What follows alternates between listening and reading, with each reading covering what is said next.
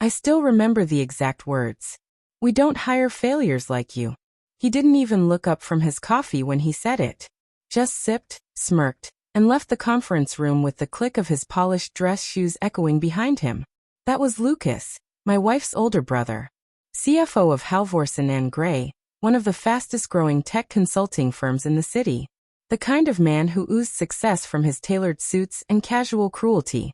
The kind of man who measured worth by job titles and made sure you knew if you didn't measure up. And me? I was the guy who just got laid off from a struggling marketing agency. The guy with a resume that felt more like a confession. I'd been let go after the company pivoted to AI tools and automated most of our department out of existence. I wasn't even bitter about it, just stunned. I had done good work. I'd shown up early, stayed late. But apparently, algorithms don't care about loyalty. My wife Emily had been supportive, at first. Take your time, she said. You've always worked hard. You deserve to breathe. But I could feel the cracks forming. Not just between us, but in the way her family looked at me. Especially Lucas. Every family dinner turned into a minefield. Every comment a veiled jab. I guess the job market's just tough for some people. Marketing? Isn't that the stuff we used to call flyers? Have you considered something more realistic? I tried to ignore it, but it wore me down. So when Emily said she could get me an interview at Halvorsen & Gray, even just for a mid-level comms role, I swallowed my pride and said yes. I prepped for 3 days. Rewrote my portfolio. Practiced my pitch. Told myself it was a fresh start. And then, after a lukewarm interview with a panel that clearly didn't want me there, Lucas pulled me into a side room and gave it to me straight, or so he thought. Don't take this personally, he said, crossing his legs like he was settling into a TED Talk. But you don't belong here.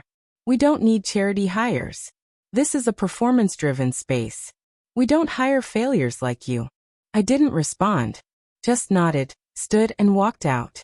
Emily was waiting outside. How did it go? She asked, hopeful. Exactly how I thought it would, I said quietly. That night, I stared at the ceiling in our bedroom while she slept beside me, scrolling Instagram. I wasn't angry anymore. I wasn't even hurt. Just done. Done trying to win approval from people who mistook kindness for weakness. Done hoping someone else would hand me a break. I got up, made coffee, opened my laptop. I wasn't going to ask for a seat at their table anymore. I was going to build my own. It started small. I created a freelance profile, offered copywriting and brand strategy services for startups, the kind of gritty, underfunded companies I had once worked with. No big budgets, no luxury offices. But they were hungry. And they were real. At first, it was slow. A logo redesign here. A website audit there. But with every project, I improved. I asked better questions. Delivered smarter solutions. And I listened, really listened, to what these founders needed. Within 2 months, I had 5 regular clients. By month 4, I had to turn people away. I wasn't just freelancing anymore. I was running a business. Emily noticed eventually. You're working late again, she said one night, not unkindly but distant. It's growing, I replied. I think I can make something real out of this. She didn't smile. Just don't get ahead of yourself. Freelance isn't a career. That stung. But I didn't argue. I was tired of justifying my worth. I wanted to let the results speak. So I let them. I filed an LLC. Designed a brand identity. Called it Quiet North. A consulting collective that helped new companies tell their stories, find their voices, and build branding that felt honest. My first viral client was a startup that made biodegradable packaging out of seaweed. The founder credited our messaging campaign for landing them 2 major retail deals. Word spread. Referrals came pouring in. 6 months in, I hired my first contractor. Then a second. Rented a small shared space downtown. And one morning, while reviewing analytics, I noticed something. One of our case studies, a breakdown of how storytelling could 3x user engagement, had been downloaded 37 times from Halvorsen & Gray's domain. Curious. Later that day, I got an email from lucas.h@halvorsengry.com. Subject: Let's talk strategy. I laughed out loud. Then I read the message. Your team's work is impressive. We're considering rebranding one of our legacy arms and could use fresh perspective. Would you be open to a consultation? That night, Emily asked me, "You're smiling. What happened?" I didn't answer directly. Just said, "Someone finally noticed what I've been building." I didn't tell her it was her brother. I didn't need to. I had outgrown their opinions. Outgrown the table they once said I couldn't sit at. But I wasn't finished. Not even close. When I walked into the Halvorsen and Gray office for the second time, the air felt different. The same marble floors, the same cold lighting, the same receptionist with the clipped, "How can I help you?" tone, but this time, I wasn't here asking for a job. I wasn't here to explain my worth. I was here as a consultant, invited, needed. Lucas met me in the elevator lobby, expression unreadable. He extended a hand. "Thanks for coming," he said, too formally. I shook it without smiling. "You've read the brief?" He cleared his throat. "I have. And I've reviewed the case studies. We were particularly impressed with Quiet North's work for Verdeseal." Of course they were. Verdeseal was one of the biggest eco-startups of the year now, and we'd helped brand them when they were just 3 people and a dream. Lucas led me into a sleek glass-walled conference room. Inside were 4 department heads: branding, operations, product, and finance. They looked up as we entered, polite but skeptical. I saw it in their eyes. Who is this guy again? I didn't let it get to me. "Before we begin," I said calmly, "I want to be transparent. I'm not here to pitch for your approval. I'm here because you reached out. If our visions don't align, that's fine. But if you want real change, you'll need to listen to uncomfortable truths." There was a pause. Then Lucas gave a tight nod. I opened my laptop. The presentation was simple. 5 slides, all brutal. Slide 1. Your brand is forgettable. Slide 2. Your legacy products are bleeding user trust. Slide 3. Your messaging is built for investors, not humans. Slide 4. Your top competitor is outpacing you by 3:1 in audience growth. Slide 5. Here's what we'd do differently. Silence followed. Then someone from product cleared her throat. "What's your proposal?" I gave them a stripped-down version. Human-first storytelling. Kill the jargon. Reconnect with real customers. Build a voice, not just a visual identity. We'll test, iterate, and scale fast. The questions came next, some sharp, some skeptical. I answered everyone calmly, not overselling. I wasn't there to impress.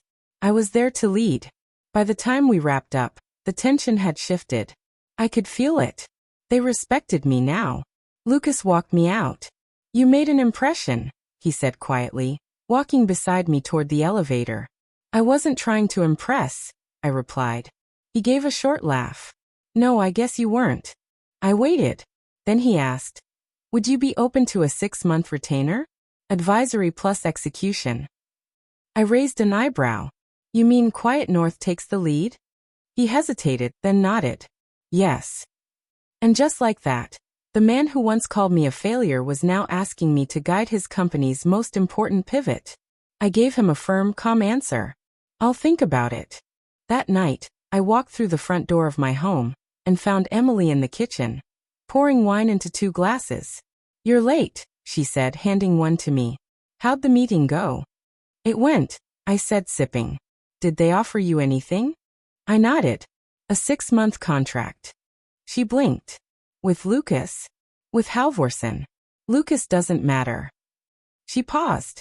"Are you actually going to work with them?" I looked at her, really looked. For the first time in months, I realized how far apart we'd grown. She hadn't once asked me how Quiet North was doing. She hadn't been there when I'd struggled through the late nights, or celebrated the wins. She treated the whole thing like a hobby I'd eventually grow out of. "I haven't decided," I said finally.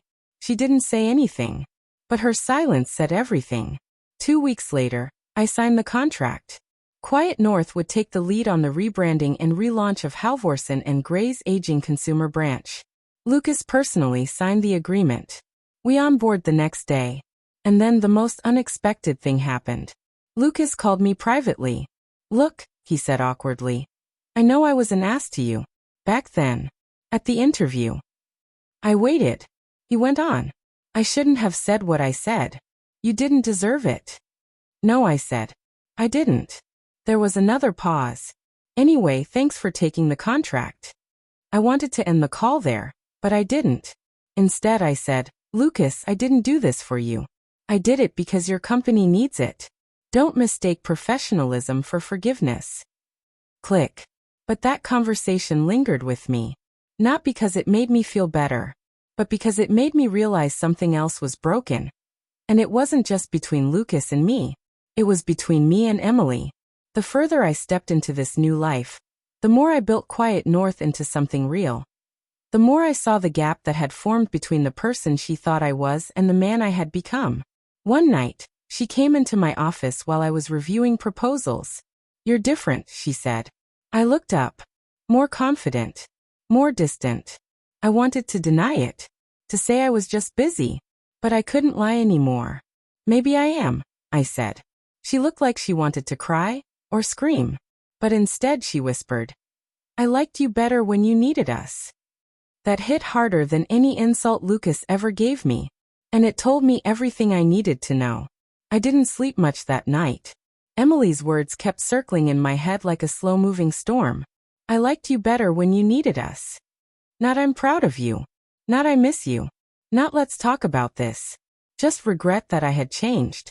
The more I sat with it, the more it all started making sense.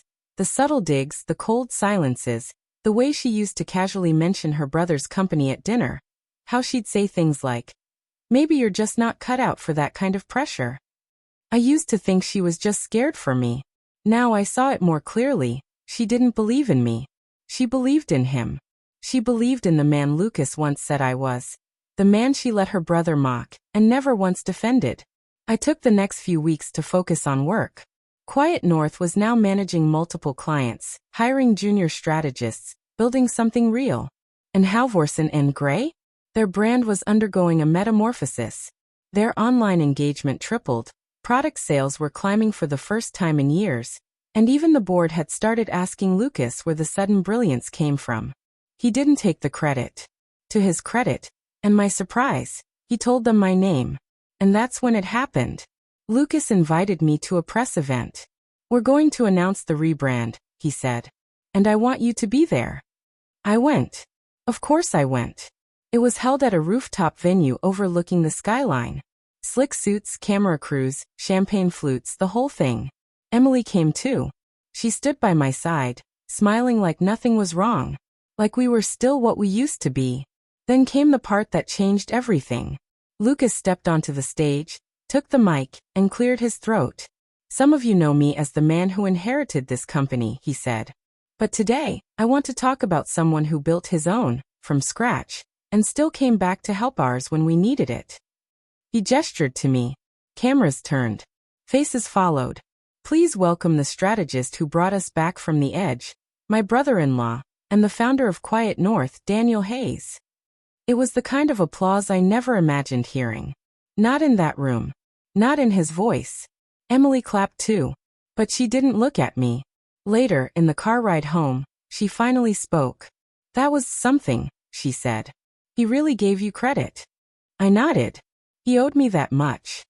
She stared out the window. I didn't think you'd actually make it. There it was. No filter. Just quiet truth. I know, I said. You never really believed I could. Silence. You changed, she whispered. You got colder. I turned to her. No. I got focused. I stopped begging for crumbs from people who couldn't see my value. Tears welled in her eyes, but I didn't feel angry. Just tired. I'm not going to be someone you pity anymore, I said. Or someone you prefer small, so he doesn't make you feel inadequate. What are you saying? She asked, voice shaking. I'm saying I don't think we belong together anymore. She didn't cry. She didn't argue. She just nodded, as if deep down, she'd known this was coming for a while. A month later, she moved out. Quietly, respectfully. We didn't fight over things. We didn't scream. There was just a sense of resignation. Like a chapter that had been long overdue for its ending. The day she left, I stood alone in our living room. No one mocking me. No one doubting me. No brother-in-law calling me a failure. Just me. The man I had fought to become. A year passed. Quiet North grew. We landed a national campaign. I was invited to keynote a tech brand conference. Halvorsen and Gray launched a whole new product line. And Lucas, to his credit, became a different kind of leader. We weren't friends. But we respected each other now. That was enough. And one morning, as I sat in my office, a small note was slid under the door. Handwritten. It was from Lucas. I used to think you didn't belong in the room. But I see now, you built the room. And I'm proud to say I once banned the man who became my company's savior. I kept that note in my drawer. Not because I needed validation, but because it reminded me how far I'd come. And sometimes, when the nights got quiet, and I remembered the boy who sat at that interview table being told he was a failure, I smiled. Because that boy didn't die in that room. He evolved.